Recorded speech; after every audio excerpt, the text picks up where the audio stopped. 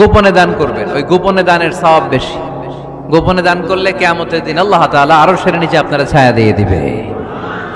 তাহলে 1 নাম্বার সালাত, 2 নাম্বার আজে বাজে কাজে আমরা নাই, 3 নাম্বারে আমরা যাকাত দিব, 4 নাম্বারে আল্লাহ বললেন ওয়াল্লাযীনা হুম লিফুরুজিহিম হাফিযুন, আমার মুমিন বান্দারা তাদের লজ্জাস্থানের হেফাজত করে। 4 নাম্বার। এটা কয় নাম্বার? এটা যুবকদের ওয়াজ। লজ্জাস্থানের, দে গার্ড দেয়ার প্রাইভেট, লজ্জাস্থানের হেফাজত করতে হবে। আল্লাহ রাসূল সাল্লাল্লাহু আলাইহি ওয়াসাল্লাম বললেন মাইয়াদমান লি মা বাইনা লিহিয়াইহি ওয়া মা বাইনা রিজলাইহি আদমান লাহুল জান্নাহ। খুব জরুরি হাদিস, যুবক ভাইরা খেয়াল করে শোনো। যে ব্যক্তি 2টা অঙ্গের গ্যারান্টি, বিষ্ণু বললেন আমার যে উম্মত 2টা অঙ্গের গ্যারান্টি আমারে দেয়, আমি নবী তারে জান্নাতের গ্যারান্টি দেই।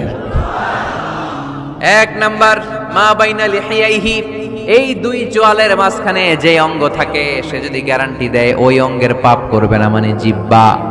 সে যদি ওয়াদা দেয় জিহ্বা দিয়ে মিথ্যা বলবে না, চুগলখুরি করবে না, একজনের কথা আর একজনের কানে লাগাবে না, এই ওয়াদা যদি দেয়। আরেক হলো 2 রানের মাঝখানে যা আছে মানে লজ্জাস্থান, এই জিহ্বার লজ্জাস্থান দিয়ে কোনো পাপ কাজের সাথে সে জড়িত হবে না।